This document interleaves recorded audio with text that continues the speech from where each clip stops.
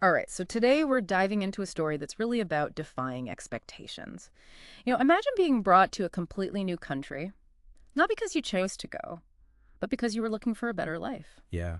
That's exactly what happened to so many Indians who ended up in Trinidad and Tobago. They came as indentured laborers, Well, brought in to work the land well, after slavery was abolished. But their story, it doesn't end there, not even oh, close. absolutely not. It's Yeah, so much bigger than just labor. We're talking about resilience, adapting to a whole new world, yeah. and in the end, really having a hand in shaping a whole nation. And for this deep dive, we're going to be focusing on a chapter from Kalapani's Studies on South Asian Diaspora.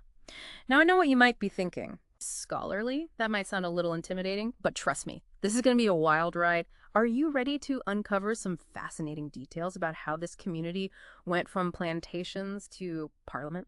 I am so ready. Let's do it. It really challenges the usual story of indentured labor. Yeah. It shows how the Indian community in Trinidad and Tobago really made their mark. Absolutely. So rewind with me to 1845. The first ship carrying Indian indentured laborers arrives in Trinidad. Okay. The goal, Yep. simple.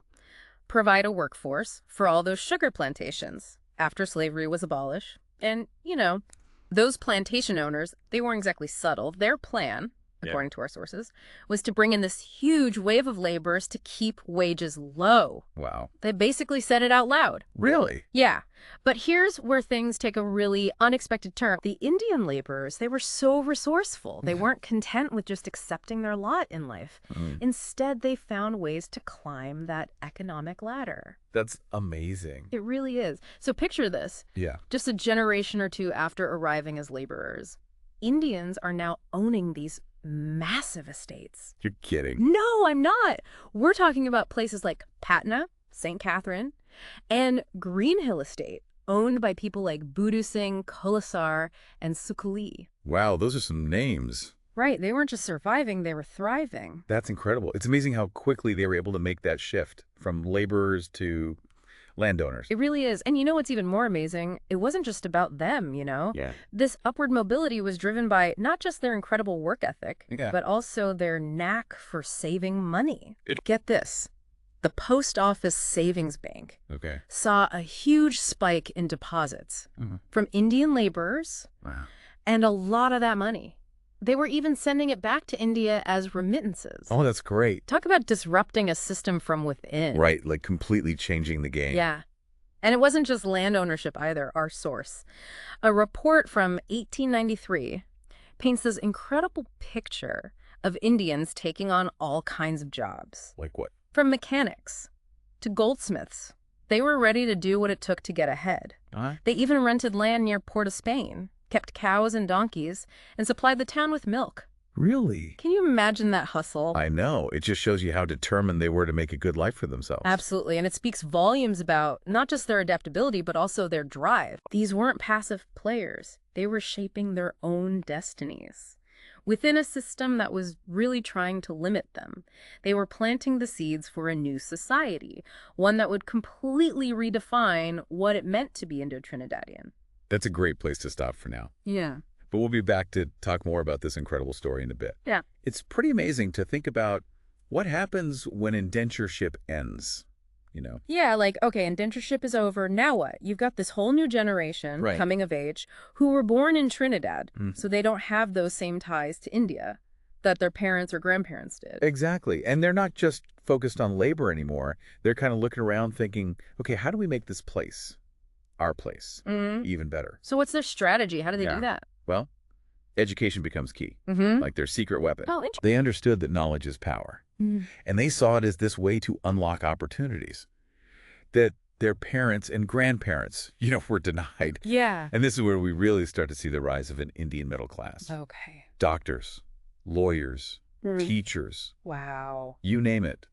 They're entering these professions, like in droves. That's fantastic. It is. But they weren't just focused on individual success either, right? They were also coming together as a community. Oh, for sure. And that's where all these socio-political organizations start popping up. Oh, yeah. Like the Young India Party, the Wow. East Indian Weekly newspaper. I remember those from the book. Yes.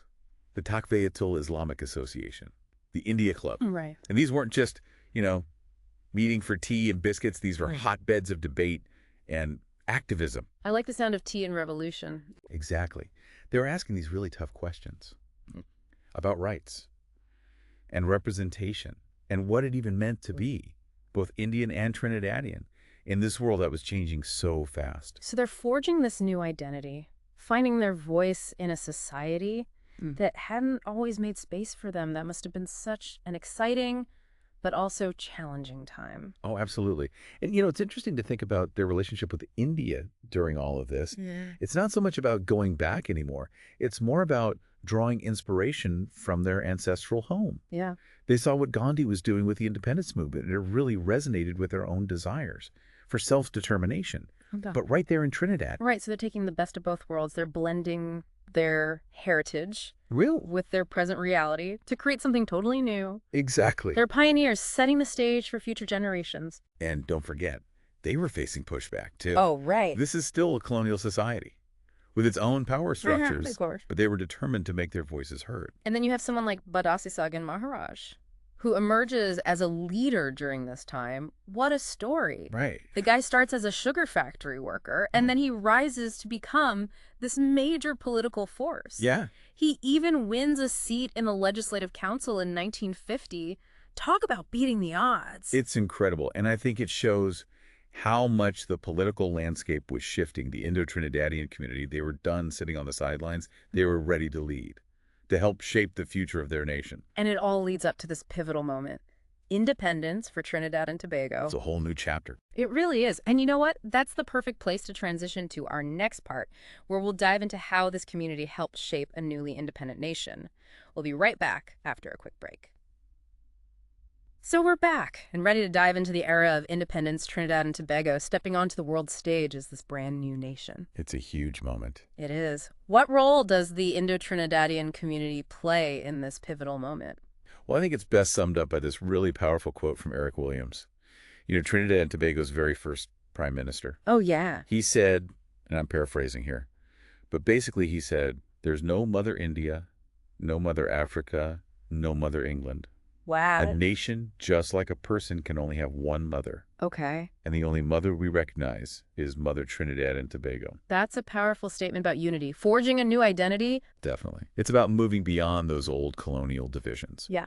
And creating something new. And the Indo-Trinidadian community, where do they fit in all of this? They embraced it wholeheartedly. Right. They became these vital threads in the fabric of this new nation. And their influence, both economically and politically, it's only continued to grow since independence, hasn't it? 100%. I mean, look at the numbers.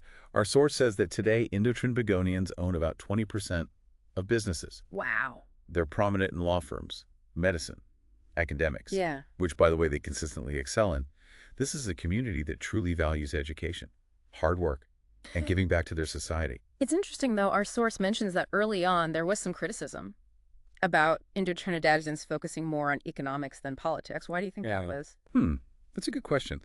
I think it goes back to how they were viewed for so long.